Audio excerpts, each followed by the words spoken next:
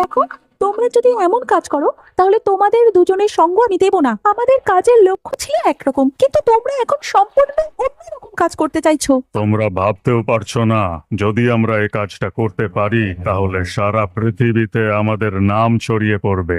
সমুদ্রের যে কোনো প্রাণীকে এইভাবে আঘাত করাটা একটি বড় অপরাধ, আর আমি এই কাজে তোমাদের সঙ্গ কখনো দেব না। এই কথা বলে ডক্টর মিতালি সেখান থেকে চলে যায়। যদি ও কাউকে কিছু বলে দেয় তাহলে আমার সর্বনাশ হয়ে যাবে। তোমার স্বার্থের জন্য যদি আমি ফেঁসে যাই তাহলে কিন্তু তোমার জন্য সেটা খুব খারাপ হবে। কিছুই হবে না, তোমাদের মাথাটাকে ঠান্ডা রাখো। আমরা সারা পৃথিবীকে চমকে দেওয়ার মতো কাজ করতে চলেছি। ডক্টর মিতালি আর রূপা একসাথে চাকরি করত। ওরা দুজন ডাক্তার হওয়ার সাথেও সায়েন্টিস্টও ছিলেন।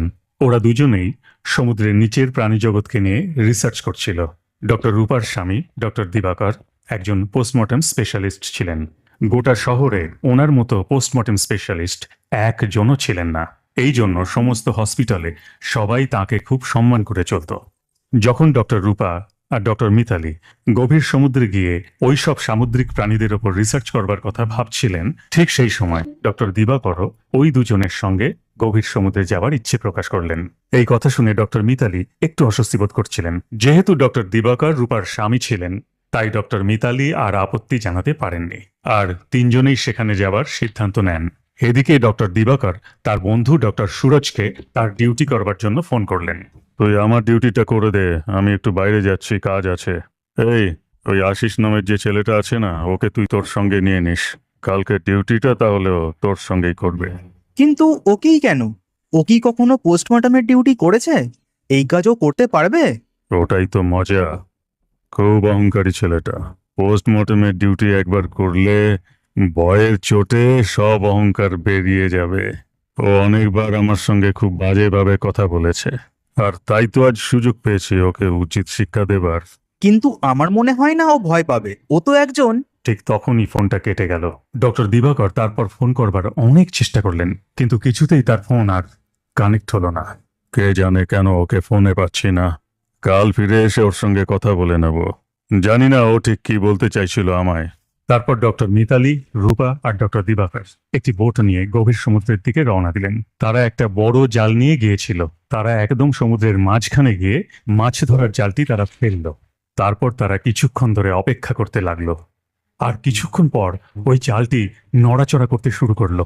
তারপর দিবাকর সবার প্রথমে ওই জালটিকে ধরে বোটের ওপরে টেনে তোলবার চেষ্টা করতে থাকলো, কিন্তু জালটা খুবই ভারী হয়ে গিয়েছিল, তাই সে একা টেনে তুলতে পারছিল না। এমন চুপচাপ দাঁড়িয়ে আছো কেন? আমাকে সাহায্য করো। বেশ কিছুক্ষণ ধরে কঠোর পরিশ্রমের পর জালটিকে তারা টেনে বোটে তুলল। তারপর জালের দিকে দেখতেই তারা তিনজনে চমকে উঠল। মৎস্যকন্যা! আজ তো আমাদের লটারি লেগে গেল। আমাকে ছুঁয়ো না, প্রথমে আমাকে ভালো করে দেখতে দাও। ডক্টর মিতালি ওই মৎস্যকন্যাটাকে বেশ কিছুক্ষণ ধরে পরীক্ষা নিরীক্ষা করে। আমার কাছে একে যত তাড়াতাড়ি সম্ভব সংরক্ষণ কেন্দ্রে জমা করতে হবে, তারপর ওনারা যেটা ঠিক মনে করবেন সেটাই হবে। তুমি পাগল হয়ে গেছো নাকি? যখন আমরা এটা একবার পেয়ে গেছি তখন একে এত সহজে ছেড়ে দিই কি করে? আমি এই মৎস্যকন্যাকে পোস্টমর্টম করতে চাই। দেখতে চাই এর মধ্যে এমন কি জিনিস আছে যে কারণে অর্ধেক মানুষ হয়েও জলের ভেতরে কি করে নিঃশ্বাস নেয়। এই কাজে তোমার সঙ্গ আমি কখনো দেব না। এই কথা বলে ডক্টর মিতালি বোটের অন্য কেবিনে চলে যায়। তারপর তারা সকলে বোট নিয়ে ফিরে আসে। পরের দিন রাত 11টা নাগাদ ডক্টর দিবাকর একা হেঁটে পোস্টমর্টেম ঘরের দিকে যাচ্ছিলেন।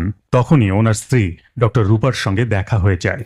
তোমাকে তো আমি ডাকার জন্যই ভাবছিলাম, আর তোমাকে তো এখানেই পেয়ে গেলাম। কেউ যেন না টের পায়, সেই জন্য আমরা আজ এই গভীর রাতেই মৎস্যকন্যার পোস্টমর্টেম করার কথা ভাবছি। এখন তাড়াতাড়ি চলো। এই কথা বলে ডক্টর দিবাকর এবং রূপা পোস্টমর্টেম ঘরে গিয়ে পৌঁছয়, আর দেখে এখানে আশিস দাঁড়িয়ে আছে। আপনারা এই সময় এখানে? তুমি এখানে কি করছো? আপনিই তো আমাকে আজকে এখানে ডিউটি দিয়েছিলেন। হ্যাঁ, কিন্তু ও তো সুরজের সঙ্গ দিয়েছিল।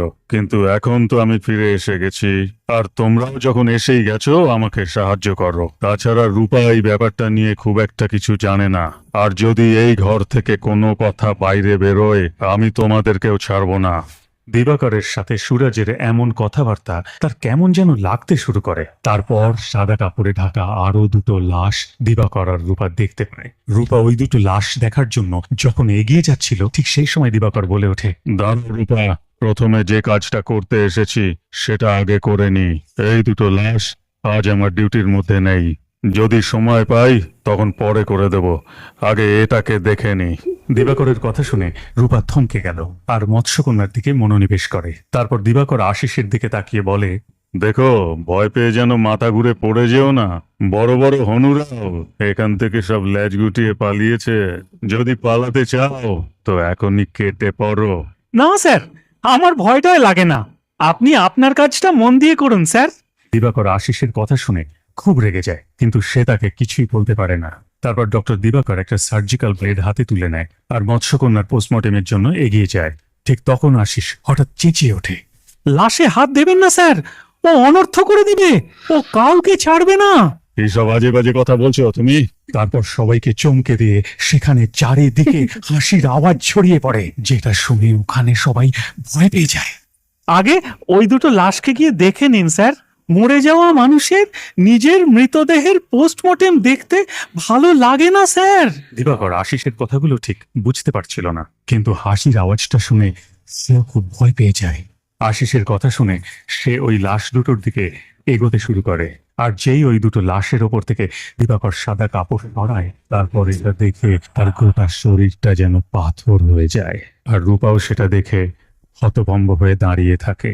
এত সাহসী ডক্টর দিবাকরের গায়ের রং ফ্যাকাশে হয়ে গেল। তারপর দুই স্বামী স্ত্রী যেন প্রাণহীন পাথর মূর্তি হয়ে দাঁড়িয়ে রইল। কি হলো স্যার, ভয় পেলেন নাকি? দিবাকর তার নিজের চোখকেই যেন বিশ্বাস করতে পারছিল না, কারণ ওই দুটো লাশ আর কারোর নয়, ডক্টর দিবাকর আর ডক্টর রূপারি। দুজনেরই গলায় আঙুলের দাগ এখনো স্পষ্ট। কি স্যার, আজ যে ঘটনাটা আপনি দেখলেন, এমন ঘটনা জীবনে প্রথমবার দেখলেন, তাই না?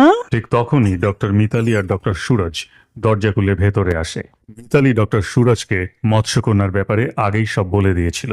এরা দুজন মৎস্যকন্যার দেহকে সংরক্ষণ দপ্তরে জমা করবার জন্যই এখানে এসেছে। আর এসেই এই দুটো লাশকে দেখে সুরজ বলে, কিন্তু হঠাৎ করেই এটা কিভাবে হলো মিতালি?